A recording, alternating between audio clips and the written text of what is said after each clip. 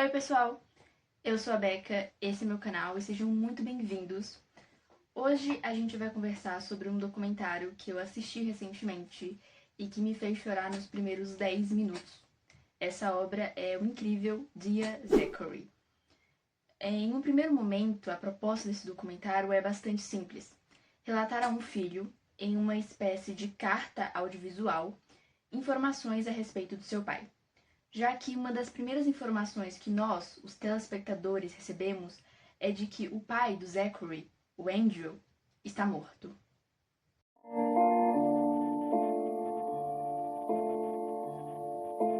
É importante dizer que quem grava esse documentário, quem concebeu essa carta, é um amigo do Andrew, o Kurt, que é o diretor.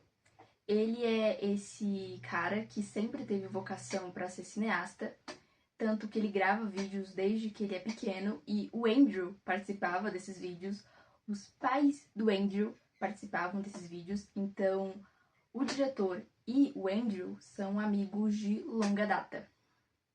E bom, é um documentário que se destaca por ser bastante pessoal, íntimo e carregado de amor, o que é algo bem comum, uma vez que é uma obra que se enquadra nesse gênero true crime, que é esse gênero que quer falar e dissecar sobre crimes.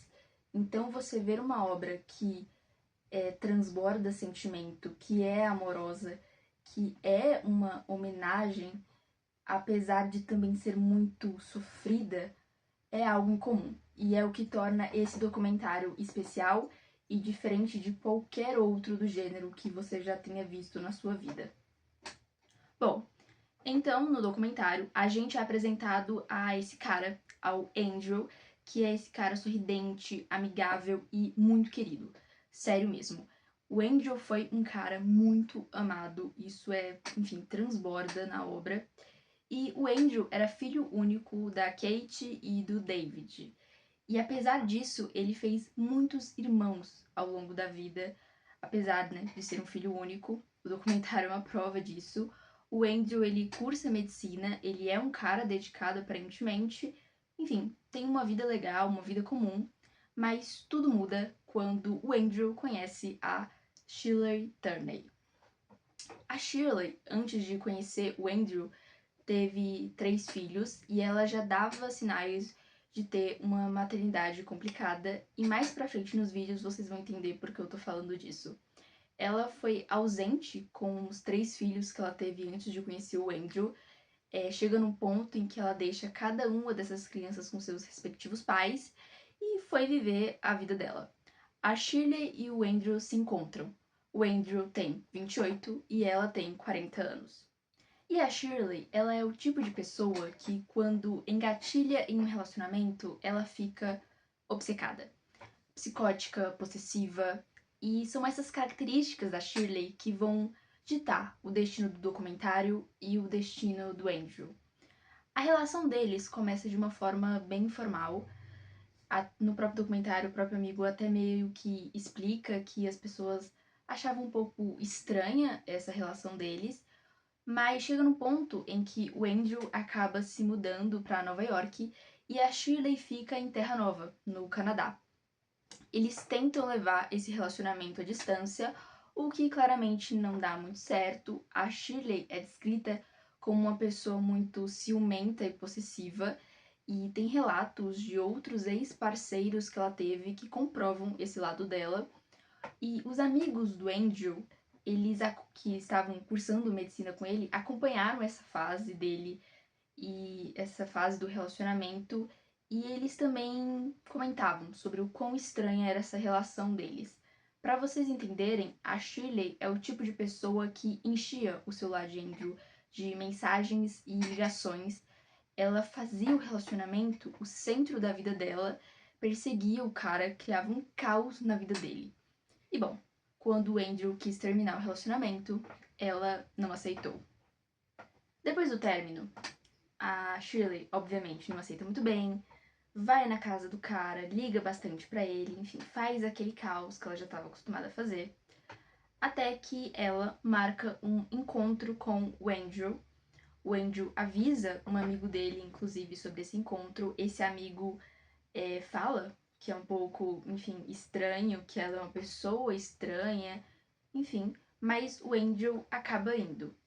E no dia 5 de novembro de 2001, o Andrew é encontrado morto em um estacionamento com alguns disparos pelo corpo, no peito, no rosto e nas nádegas. Nesse cenário, o David e a Kate, lembra? Os pais do Andrew recebem uma ligação dizendo que algo aconteceu com o filho deles. Posteriormente, eles vão descobrir que o filho morreu. E a partir disso, esses pais vão ser apresentados ao inferno na Terra. A Shirley, então, é considerada a grande suspeita de ter matado o Andrew. Enfim, autoexplicativo por quê.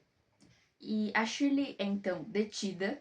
A arma que matou o Andrew era uma arma legalizada e estava no nome da Shirley. Em relação a essa arma do crime, a Shirley vai contar várias versões.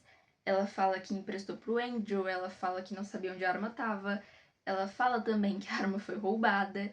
Enfim, a Shirley dá relatos diferentes ao decorrer do tempo.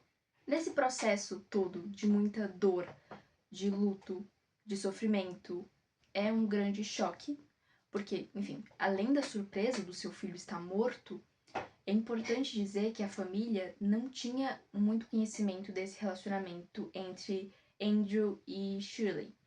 Quando o Andrew foi cursar medicina, ele foi cursar longe de casa, e quando ele foi exercer a profissão também, ele também estava exercendo longe de casa. Então, para ele seguir essa carreira que ele tanto queria de ser médico, ele se distanciou. E nisso os pais não tinham muito conhecimento de com quem ele estava se envolvendo, não tinham noção do relacionamento estranho, tóxico e abusivo, não tinham noção do caos que o filho estava envolvido. E em meio a todas essas surpresas terríveis que os pais do Andrew são colocados diante, vem mais uma, que é o fato de que a Shirley está grávida de 4 semanas e provavelmente o filho é do Andrew. Nesse período, a Shirley está detida em Terra Nova, Canadá, e essa distância vai dificultar alguns trâmites legais no futuro. Enfim, quando os avós descobrem dessa gravidez, eles tentam ali abrir um processo para trazer a Shirley para os Estados Unidos e tudo mais. Enfim, o tempo vai passando, ela continua detida e nada de ser levada ou não para os Estados Unidos, nenhuma decisão é tomada. E, bom, a criança que a Shirley está esperando, como vocês imaginam, é o Zachary, né? É o bebê para quem esse documentário está sendo dedicado, para quem esse documentário está sendo feito. Enfim, o Zachary é o filho do Andrew e ele finalmente nasce. Os pais do Andrew vão conhecer o neto. E o Zachary tem a exata mesma cara do Andrew. Eles se apaixonam pelo neto. E a partir daqui vai começar uma luta da Kate e do David pela guarda do Zachary. Enquanto isso, a Shirley continua detida no Canadá. Ela amamenta o Zachary na penitenciária e um detalhe mega importante. Nesse período todo, a Shirley ela só tá presa porque ela não pagou, né, a fiança. Enfim, ela cometeu aquele crime, ela tem o direito a uma fiança e ela só tá presa porque ela não conseguiu pagar a fiança de alguns milhares de dólares. 75 mil dólares, especificamente. E nesse período, né, na cadeia, os pais do Andrew, eles vão conversar com a Shirley para conseguir, nesse período, cuidar do neto, enquanto a mãe não pode. E nossa, assim, a maturidade, a frieza, a postura que eles têm de conseguir conversar com uma mulher que tirou a vida do filho deles é inexplicável. Eles conseguem conversar com ela sem nenhuma grande alteração emocional, sem um julgamento ou um ódio muito aparente. Tudo isso para conseguir ter o neto. Então eles vão ali ter esse diálogo sem citar o Andrew e, enfim, para conseguir ter o neto para si, para conseguir ter o neto perto. E eles conseguem. Eles têm a guarda do Zachary enquanto a Shirley tá na cadeia. Uma informação importante é que é a partir da existência do Zachary que nasce, né, a ideia do documentário. Então o Kurt, o diretor, ele vai atrás de todas as pessoas que fizeram parte da vida do Angel. Ele viaja vários quilômetros, vai para lugares distintos, por lugares onde, enfim, o Andrew passou a vida dele, para conhecer mais do Andrew. Então ele vai visitar os primos da parte paterna, os primos da parte materna, os amigos da faculdade, os amigos da infância. Ele viaja até lugares distintos para conseguir esses relatos de diferentes pessoas sobre quem era o Andrew. E todos esses relatos são testemunhos para que o Zachary, de forma indireta, conheça o pai, né? Ele possa ter uma noção de quem era o pai assim que ele cresça e, enfim, tenha uma idade para entender o que aconteceu com o pai e quem ele era. Mas, voltando à situação dos avós, enquanto eles possuem a guarda do Zachary, eles levam o bebê para visitar a mãe na penitenciária. Eles dirigem toda semana, enfim, eles seguem o protocolo, eles respeitam os termos daquela guarda. Apesar de, enfim, você deve imaginar o quão doloroso deveria ser para eles ter que, enfim, conviver ali com aquela mulher. E, cara, já não bastasse toda a bizarrice envolvendo essa história, toda a loucura, a insanidade, a maluquice, aqui vai mais uma. O psiquiatra da Shirley resolve pagar a fiança dela. E agora, a Shirley tá livre. Nisso, a Shirley pega a guarda do filho novamente.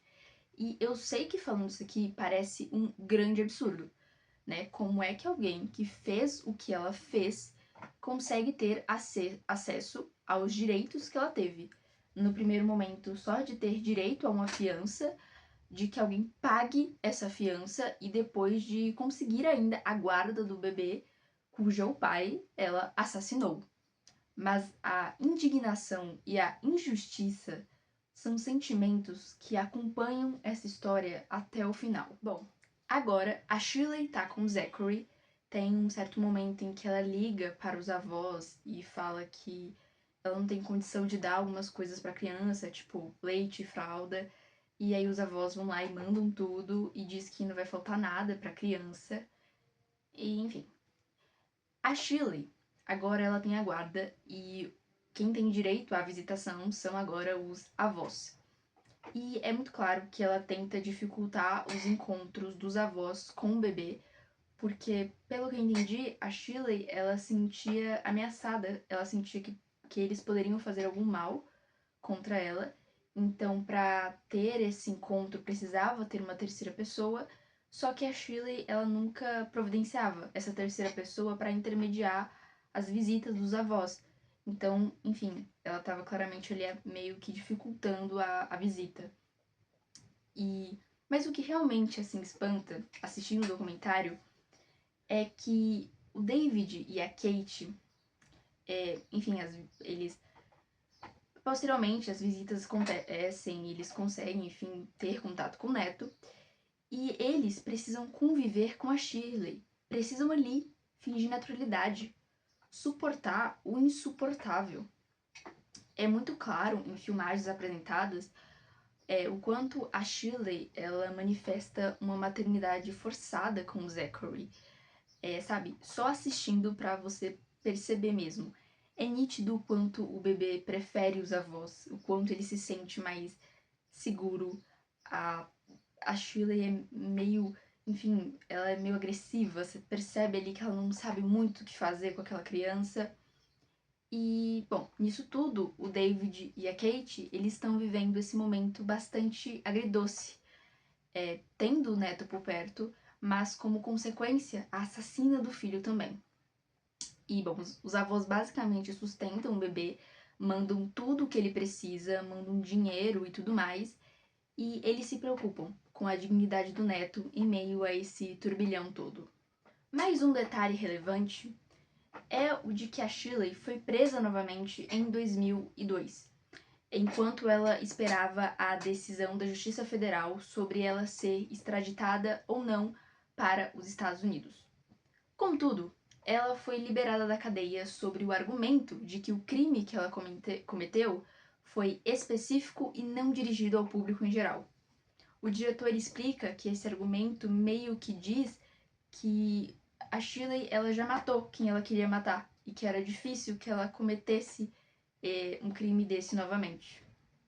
Esse argumento, obviamente, causa revolta no telespectador, nos parentes e nos amigos do Andrew também. É muito interessante porque o diretor, com a edição dele, ele consegue transmitir, através ali, toda a indignação que ele tá sentindo com, enfim, com esse argumento. Parece brincadeira, né? Uma coisa tão séria. A gente sempre leva a justiça e essas decisões jurídicas muito a sério, mas ali eles dão um argumento que é tão inacreditável que parece, enfim, brincadeira, né? E enquanto os avós, o David e a Kate, experimentam o pior e o melhor da Terra, a Shirley tá namorando novamente. Tá feliz e fazendo dessa nova relação o pedestal da sua vida. Mas esse novo namorado, ao descobrir o envolvimento da Shirley no assassinato do ex-namorado dela, termina com ela. E, bom, como vocês já sabem, como já é, enfim, o protocolo da Shirley, ela começa a fazer o que sempre faz. Perseguir o cara, ligar toda hora, enfim, já deu pra conhecer os métodos dela. E da última vez que ela fez tudo isso, ela passou por todos os limites. E mais uma vez, a Shirley vai agir com toda a crueldade possível. Nessa parte do documentário, eu fiquei tão surpresa e tão triste com os próximos acontecimentos que seriamente, eu achei que o documentário era de ficção. Quando isso aconteceu, eu pensei, não, alguém criou essa história, ele roteirizou nesse formato de documentário para parecer mais realista, porque, assim, impossível isso ter acontecido na vida real. Não é possível que essa história de fato seja uma história verdadeira. Porque acreditar que tudo ali é simplesmente a vida real era um absurdo. O que aconteceu foi o seguinte: a Shirley compra alguns medicamentos na farmácia, mistura ali com a comida do Zachary e dá pra ele e ele dorme. Em seguida, ela amarra o bebê ao seu próprio corpo e se joga de um pier no Oceano Atlântico. Antes de cometer esse crime, a Shirley ela dirige até a casa do seu ex-namorado, deixa o carro lá com fotos suas e do bebê, do Zachary, e a polícia ela conclui que a Shirley queria criar esse cenário para incriminar o ex pela sua morte e a do bebê. Nesse momento, o telefone dos avós toca, a notícia chega até eles e o documentário, na edição dele, quando vai, né, contar essa parte da história, é como se a edição meio que gritasse. É muito interessante porque o diretor consegue fazer com que toda a dor e o ódio daquela morte transpassasse a tela de qualquer um que tá assistindo. É uma tragédia, sem dúvidas, mas dado todo o histórico de negligência jurídica em relação aos atos da Shirley, dá pra perceber que a morte do Zachary era uma tragédia anunciada.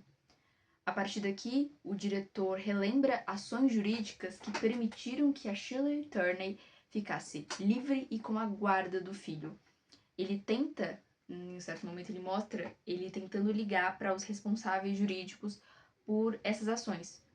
Muitos sequer o atendem e, novamente, né, apesar do choque tremendo com esse homicídio / suicídio, quando a sua cabeça esfria, você, enfim, pensa no que você acabou de assistir nessa última 1 hora, não dá pra negar que, de certa forma, era previsível que a relação do Zachary com a Shirley não daria muito certo. É um choque tremendo, mas você entende o ponto de que será que tinha como essa história com essa mulher que fez o que ela fez tivesse algum desfecho diferente do que teve? E, enfim, é um momento onde o documentário inevitavelmente deixa essa reflexão sobre o sistema jurídico e as falhas que ele cometeu com essa criança. Enfim, isso tudo tá acontecendo enquanto o diretor tá gravando o documentário e a pessoa para quem ele tá dedicando, o Zachary, acaba falecendo. O próprio diretor, o Kurt, ele vai falar que a partir disso o documentário ele perde o sentido, uma vez que a pessoa para quem esse documentário é dedicado nunca vai poder assistir. A raiva e a tristeza dele são passadas de uma forma muito crua, e é por isso que esse documentário ele é diferente de qualquer um que você já viu, porque essa história ela é contada por alguém que amava a vítima, que amava as vítimas. Então nada é somente informativo.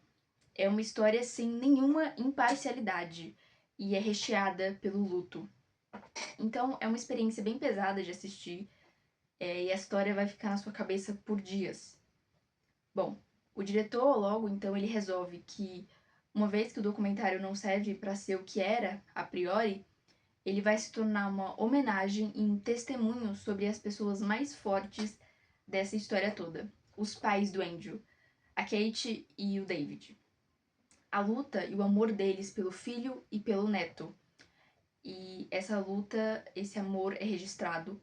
A resiliência deles, apesar da assassina que invadiu e destruiu a família deles, apesar de viverem a pior dor que alguém pode sentir, não uma, mas duas vezes, apesar da idade avançada, apesar da justiça tê-los abandonados, eles continuam lutando. A força dessas duas pessoas é impressionante. A partir da morte do neto, David, o avô, começa a escrever um livro intitulado Dance with the Devil, que relata os erros e negligências que ocasionaram na morte do Zachary. Uma vez que o documentário está gravado, o diretor ele conta que ele tinha 300 horas de material de vídeo, ele gravou, editou em 2 meses e compôs a trilha sonora em 1 mês. Depois ele teve que achar meios de financiar o projeto e conseguir exibi-lo, o que vocês devem imaginar não é nada fácil, principalmente ali que era um diretor independente e tudo mais. E o Kurt, né, o cara que tá dirigindo, ele escreve uma carta para 413 membros do parlamento canadense, deputados e senadores, para que eles possam, né, oferecer uma oportunidade de assistir o filme, para que eles possam ver ali os problemas jurídicos ali, e somente 3 comparecem. Mas isso foi o bastante. Para conseguirem aprovar um projeto que alterava o Código Penal do Canadá, que permitia que juízes negassem a fiança para acusados de crimes graves em nome da proteção de seus filhos. O projeto de lei ele recebe apoio unânime para ser aprovado e fica bem claro que isso só é possível porque o documentário ele foi feito, porque os pais do Andrew lutaram bastante, se tornaram ativistas dessa causa de proteger, enfim, crianças. E toda essa parte sobre o legado do documentário tá registrado no canal do YouTube do próprio diretor. É um vídeo curto de 14 minutos, então ali ele vai falar o que o documentário gerou de positivo.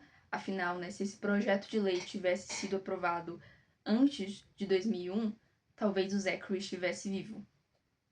E bom, é impressionante como essa galera fez a dor deles, a tragédia deles, um motivo para continuar e transformar a realidade. E em resumo, é um excelente documentário. Eu achei incrível. Pesquisando um pouco sobre, vendo algumas opiniões no Reddit, eu vi algum pessoal que não gostava muito do fato de ser um documentário tão íntimo, gravado por alguém tão próximo, enfim, que isso perdia a imparcialidade que se espera de um documentário, mas eu acho que nesse caso funciona perfeitamente, é emocionante, a história fica cravada na sua mente, a trilha sonora e a narração te levam ali, te deixam imersos e muito cativados e tristes com a história que está sendo contada. Enfim, eu acho que é um trabalho muito bonito, muito sensível e realmente muito pesado, tá? Não esperava que fosse mexer tanto comigo, mas realmente é uma história carregada de muito sentimento.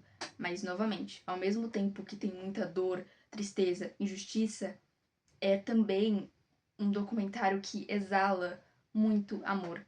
As vítimas, o Andrew e o Zachary, eram muito amados. É impressionante o quanto eles eram muito queridos. E em resumo, esse é um documentário que eu achei ótimo, recomendo e, sinceramente, 5 estrelas. Bom, dito tudo isso, espero que tenham gostado do vídeo. Se gostaram, deixem a curtida de vocês, se inscrevam se quiserem e até o próximo vídeo. Tchau, tchau!